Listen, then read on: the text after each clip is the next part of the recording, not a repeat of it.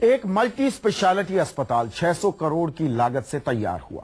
4 साल पहले इस अस्पताल का फीता कटा था, उद्घाटन हुआ था, लेकिन आज तक ये अस्पताल लाल फीताशाही के आगे बीमार पड़ा है। उत्तर प्रदेश के सबसे बड़े मल्टी स्पेशलिटी अस्पताल का मल्टी ऑर्गन फेलियर हो रखा है, क्योंकि इस मल्टी स्पेशलिटी अस्पताल के सामने अगर किसी का एक्सीडेंट हो जाए, भगवान न करे एक्सीडेंट हो जाए, तो मरीज की जिंदगी बचाने का इंतजाम ही यहां नहीं है।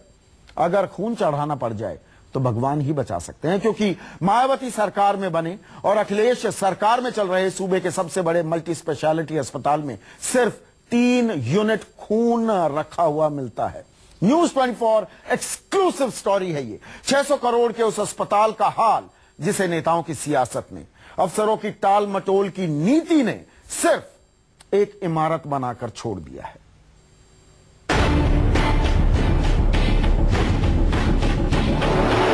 Doctor Bhimrao Ambedkar multi speciality अस्पताल, सेक्टर 30, नोएडा।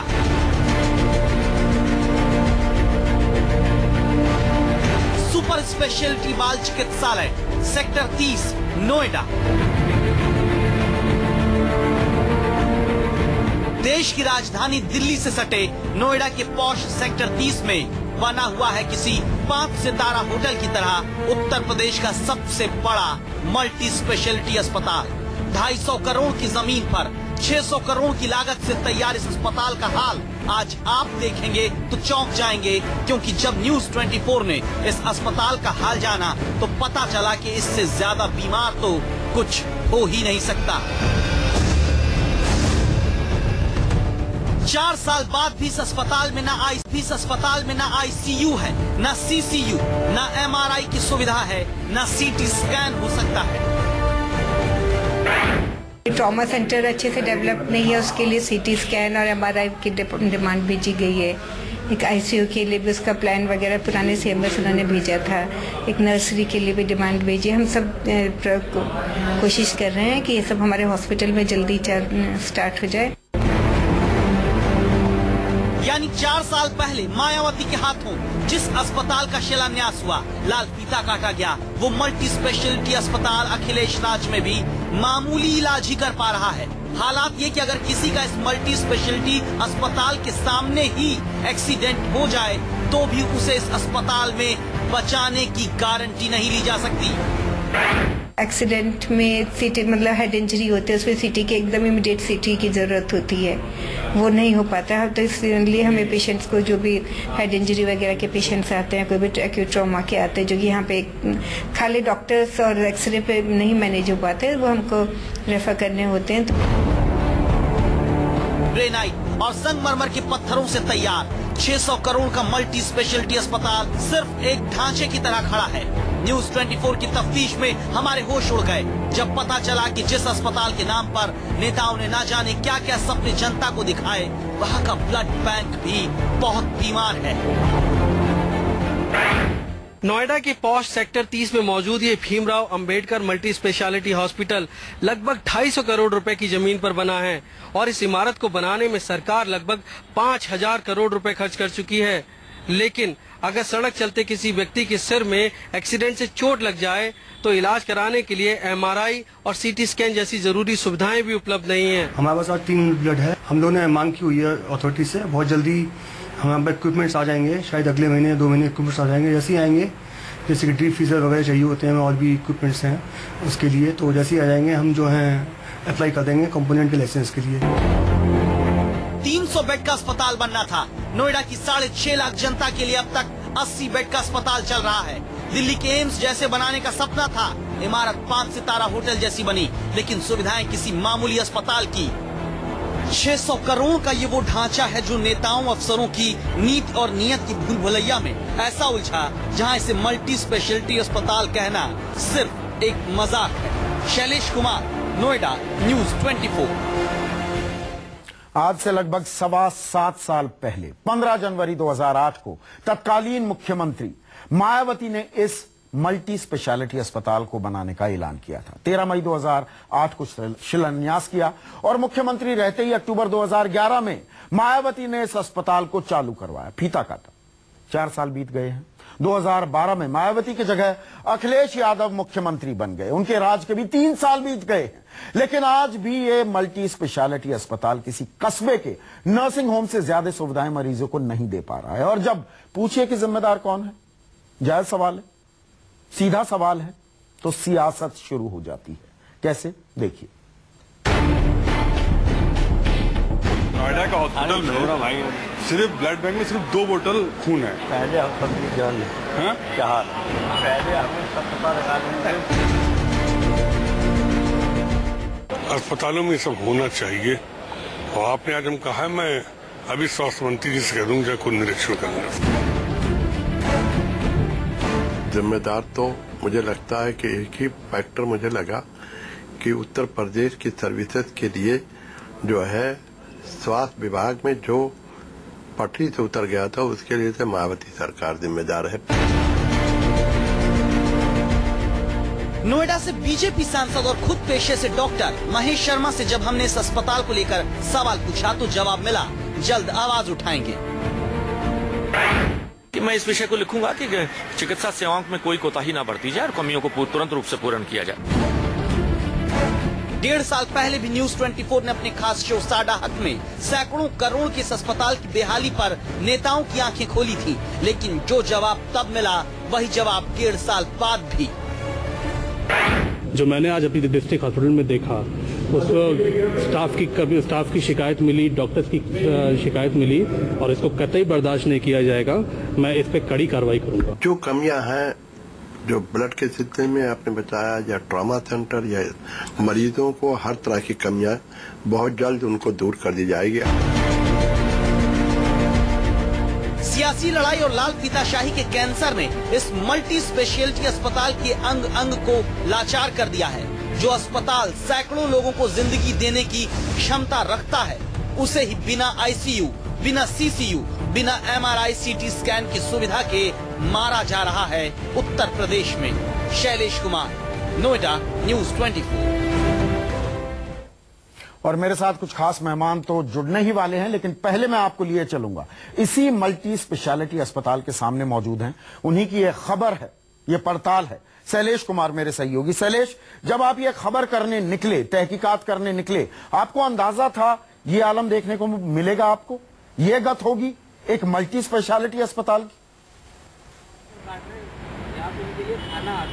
देखिए संदीप जी, ये बिल्कुल कल्पना से परे था। ऐसा लगा जब मैं इस अस्पताल में गया, मैं पड़ताल की, तो जैसे पैरों के तले जमीन खिसक जाती है, क्योंकि इमारत इतनी खूबसूरत है, संगमरमर की बनी हुई है, ग्रेनाइट्स की बनी हुई है। जो इमारत है, क्या कहते हैं, ये 10 एकड़ में जो इमारत बनी है उसकी कीमत ही जमीन की कीमत ही 250 करोड़ रुपए है। और अगर प्रॉपर्टी के हिसाब से देखें तो 5000 करोड़ रुपए से कम की ये पब्लिक मनी नहीं है इस इमारत में जो लगी है।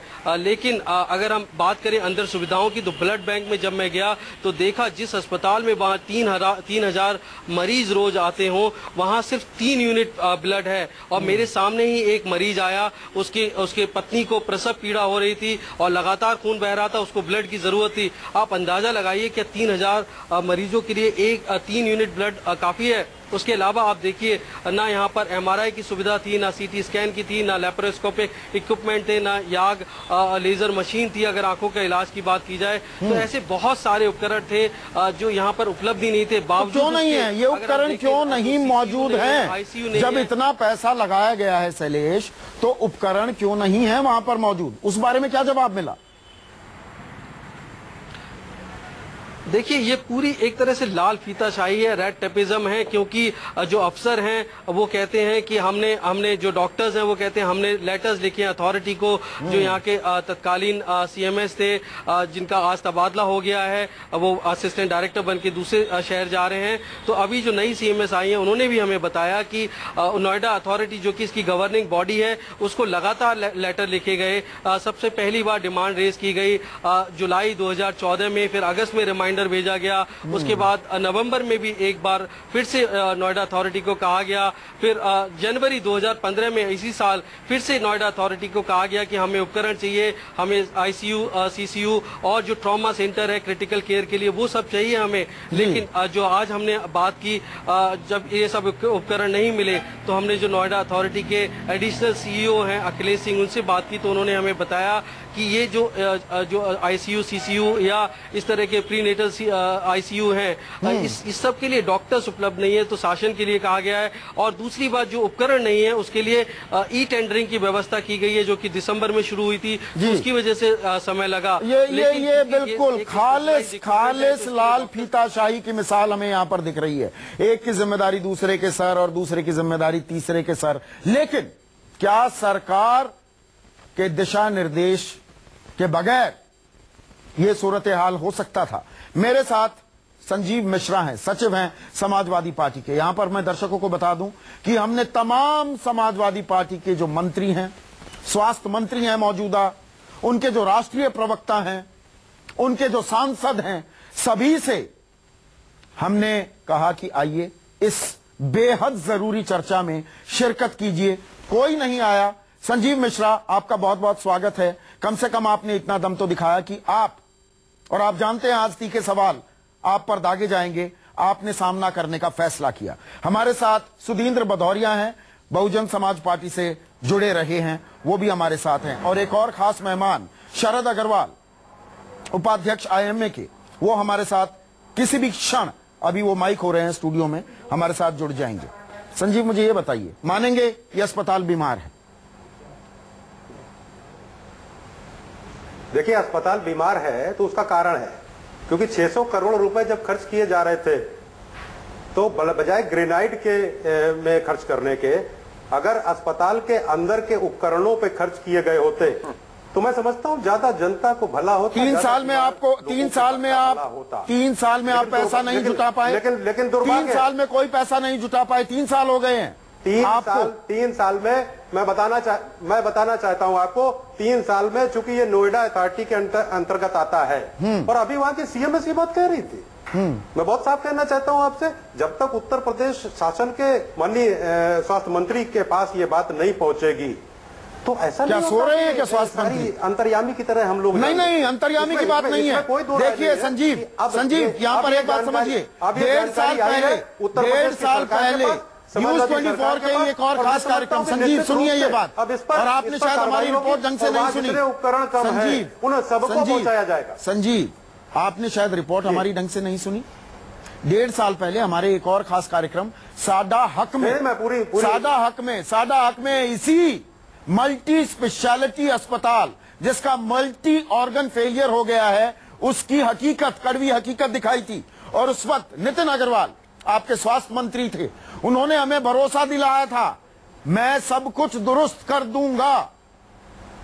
1.5 साल बाद हम रिविजिट कर रहे हैं। आपकी सरकार के 3 साल से ज्यादा हो चुके हैं, अब भी जस का तस है सूरत हाल। मैं तो अभी देख रहा था आपके चैनल पर, अभी स्वास्थ्य मंत्री जी कह रहे थे कि हमारी जानकारी में है और वहां पर कोई ऐसी चीज नहीं रह जाएगी। राज्य मंत्री स्वास्थ्य भी नितिन अग्रवाल जी भी ये बात कह रहे थे कि कोई भी कमी नहीं रह जाएगी। यहाँ कोई भेदभाव वाली बात नहीं होती। समाजवादी पार्टी हमेशा हर वर्ग को साथ में लेकर के चलती।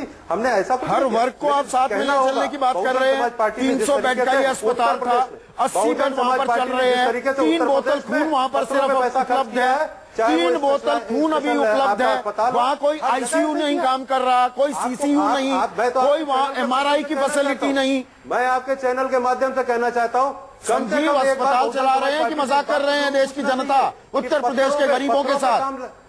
पत्थरों पे काम आप केवल पैसा लगाएंगे कि 600 करोड़ रुपए अगर खर्च होता है तो केवल ग्रेनाइट पे खर्च हो जाता है। तो मतलब मैं ये मानूं संजीव, आपने शुरुआत यहीं से की थी। क्या मैं ये मानूं कि आप इस अस्पताल को इसलिए नहीं चलने देना चाह रहे क्योंकि आपकी प्रतिद्वंदी, आर्च एनिमी मायावती ने अस्पताल बनवाया था? क्या आप भड़ास ऐसे करके निकाल रहे हैं कि मायावती का बनाया हुआ अस्पताल है तो नहीं चलने देंगे? मैं आपके बात से बिल्कुल सहमत नहीं हूं। आप यही बात कह रहे हैं? बात से बिल्कुल नहीं सहमत हूं। 3 साल में प्रदेश में मायावती ने क्या किया, क्या नहीं किया? 3 साल में आप यहाँ पर रिसोर्सेज नहीं जुटा पाए, पैसे नहीं दे पाए इस अस्पताल को चलाने के लिए। आज आपके चैनल पे अभी हमारे स्वास्थ्य मंत्री जी ने बहुत स्पष्ट वो कहा है कि जितनी भी उसमें सुविधाओं की जरूरत होगी उन सबको पूरा किया जाएगा। 3 साल तक आंखें मूंदे बैठे थे, कान में तेल डाले बैठे थे। सीएमएस ने भी वहां के कहा कि हमको इन चीजों की जरूरत है जी। और अगर उत्तर प्रदेश शासन के पास इस तरीके की डिमांड आती है तो मैं समझता हूं कि उत्तर प्रदेश 3 साल से क्या हो रहा है सुधींद्र भदौरिया, क्या सीधा सीधा यहाँ पर राजनीतिक द्वेष उसकी पराकाष्ठा देख रहा हूं क्या मैं, कि अस्पताल को जानबूझकर बीमार कर दिया गया क्योंकि वो मायावती ने बनाया, और तलखी भरे अंदाज में कहा जाता है कि संगमरमर की इमारत खड़ा करोगे तो ऐसे ही होगा, बाकी पैसे बचेंगे नहीं। देखिए, उत्तर प्रदेश में आपने अभी ये नोएडा के अस्पताल की ये हालत बताई है और ये भी बताया है, आपके पत्रकार जो थे वहां उपस्थित थे, उन्होंने कहा कि वहां के अस्पताल का स्वास्थ्य बहुत खराब है। मैं ये कहना चाहता हूं, उत्तर प्रदेश में आप किसी भी जिले में चले जाइए और आप ही के तमाम इलेक्ट्रॉनिक मीडिया ने समय समय पर उत्तर प्रदेश के लोगों को और देश के लोगों को बताया है। कभी गोरखपुर में बच्चों की मौत हो रही है, कभी कानपुर के अंदर समाजवादी पार्टी के तमाम बाहुबली घुसकर डॉक्टरों की पिटाई कर रहे हैं। अभी आज एक और इलेक्ट्रॉनिक मीडिया में दिखाया जा रहा था कि मुरादाबाद के अंदर अस्पताल में घुसकर पुलिस के लोग आराम कर रहे हैं। आप मेरे सवाल वहां पर जो आप मेरे सवाल का जवाब नहीं दे रहे हैं। मैं सीधा सवाल, और अब मैं आपसे अगर पूछूं, क्या दरअसल अस्पताल भी एक कारोबार बन गया है क्या, इनको नागवारा है कि पैसा कमाया जाए इसके जरिए? सत्ता पर जो आसीन है वो पैसा कमाते हैं और उसका बदला लिया जा रहा है, इसीलिए इस अस्पताल को नहीं चलने दिया जा रहा है। मैं अपनी बात बहुत संक्षेप में समाप्त करना चाहूंगा जी। मैं संक्षेप में अपनी बात समाप्त करना चाहूंगा। उत्तर प्रदेश के स्वास्थ्य विभाग का इतना बुरा हाल है कि सैफई में इससे भी ज्यादा पैसा खर्च कर इससे भी बड़ा अस्पताल और इससे भी ज्यादा कहीं ग्रेनाइट लगाकर और उपकरण प्रस्तुत कराकर वहां पर अस्पताल बनाया गया। मुलायम सिंह जी भी वहां कभी ये सवाल मैं छोड़ जाता हूं, और आज हमने आपको दिखाया है सच उत्तर प्रदेश के मल्टी स्पेशलिटी अस्पताल का। जल्द ही देश की राजधानी दिल्ली के बड़े अस्पतालों का डरावना सच भी आपके सामने हम लेकर आएंगे।